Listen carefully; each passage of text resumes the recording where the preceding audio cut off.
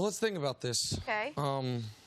One player has been far more durable. One player has, for a half-decade plus, had to carry a team. One player has been, by the people who vote on such things, by All-NBAs or by MVPs or by MVP finishes, has been clearly considered the better player. He scores more, he assists more, and yeah, it doesn't matter, he plays a lot more basketball. And that player is James Harden. He was also the far better player last night. And to score 47 with allegedly the league's best defender guarding him. Hold on, I'm sorry. What's that? Oh, he didn't guard him. My apologies. My apologies. Kawhi Leonard was stuck in the corner on P.J. Tucker defensively. Odd place for the two-time Defensive Player of the Year to be. And that was when the Clippers, supposedly the best defense in basketball, weren't in a Jim Boeheim-esque zone defense, which you don't see very often from the best defenses in basketball. But I set that aside. There have been two moments in Kawhi Leonard's career he's been better than James Harden. The 2016 season and last year's postseason. At every other moment, James Harden's been better. Been considered better, has played better, eye test, stat test. Now, I know we are a prisoner of the moment, and the most recent thing that happens, the most important thing that happened, and last year's postseason, Kawhi Leonard was the best player in the NBA. But over the long term or short term, unless we're going tiny term window, Harden's been the better player, and this year he will prove to be the better player. Your Honor. Yes. He just mentioned and threw that out there that Kawhi was the better player last postseason. Yes. As if that were 10 years ago, not 6 months ago. Because if we remember correctly, may I approach you like a hostile witness? Please. Because that is the way that you are acting. Go ahead. It was a 2-2 series between Golden State and Houston last May when Kevin Durant's calf injury first happened, correct? Correct. Who won Game 5? Whose team won? I'll answer for you. Okay. No. James Harden's team did not win Game 5. Correct. James Harden's team did not win Game 6 on their home floor, again, without Kevin Durant and a Stephen Curry who went scoreless in one half. Okay, fine. Let's take that and move it to the next one. In the NBA Finals, who was the best player on that team, in that same situation? Kawhi. Okay. Don't just throw that out there as if it does not matter. You seem to gloss over those facts. You gloss over the fact that Kawhi is a two-time Defensive Player of the Year.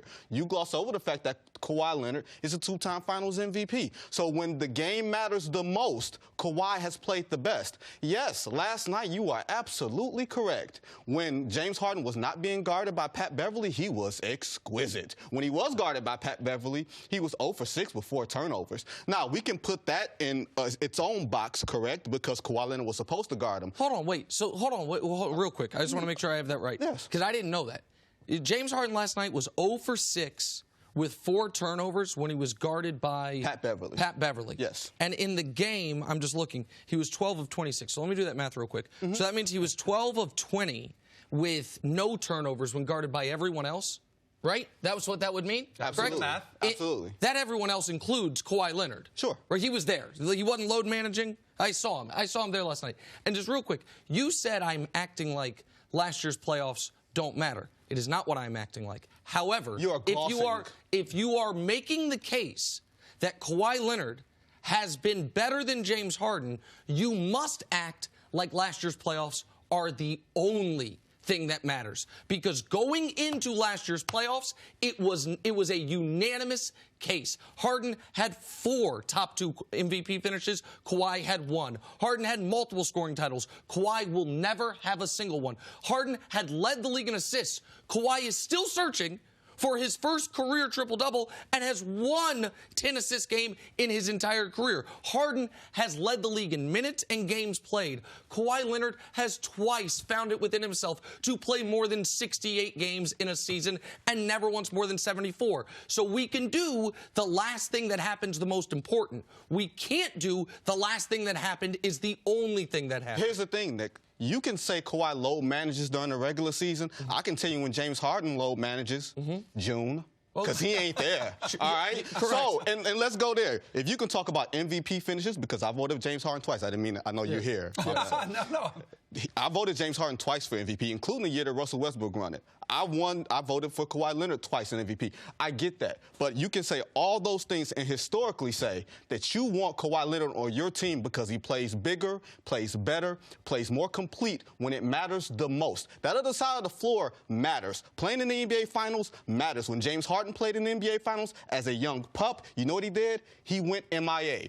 When Kawhi Leonard played in the NBA Finals as a young pup, you know what he did? He won MVP without being actually the best player on the floor, which says a whole lot. Yeah, and that's a questionable MVP. First two games of the series. Of course it is, because LeBron didn't win it. The MVP without LeBron. I mean, just it should be noted, the first two games of that series, Kawhi Leonard scored 9 points and 9 points, and it's the second fewest points per game anyone's ever averaged in winning Finals MVP. All right, I think I could be a neutral observer here, right? Because I'm not as anti-Kawhi or pro-Harden. I think I'm a neutral observer in this one. You said prisoner of the moment. I think in today's side, we are a prisoner of the playoffs, right? And where James Harden has disappeared, that is where Kawhi Leonard has risen to the occasion. There is no doubt James Harden is a better scorer.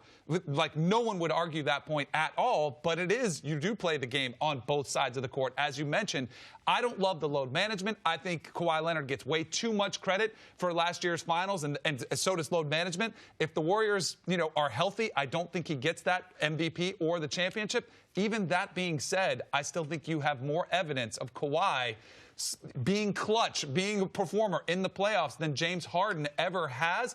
And maybe this is the year that James Harden can close that gap and actually get it done in the playoffs. But until he does, you have to lean with Kawhi. But here's the reason you don't have to lean with Kawhi. And here's the reason the playoffs can't be all of it. Because as we have seen, Kawhi Leonard cannot single-handedly carry a team in the regular season. And neither can James Harden. No. What? We have seen him do it. What are you talking about? Now, by the time the playoffs come around, because he has had to do it, he does appear to be worn out, and his efficiency wanes and all those things. But we've never seen the counterfactual, which is, could Kawhi do it? Because he's never been asked to. Last year, he was not asked to. In San Antonio, the 1 year where he was asked to, you know what happened to him in the playoffs? He got hurt. After they won 67 games. Yeah, and then that was the 1 year of his career. He was better than Harden. 2016, I concede the point, Your Honor. But then you know what happened to him in that postseason? He got hurt. Because you know what? It wears on you over the course of the year. Or Zaza Pachulia slides under your foot. Except he was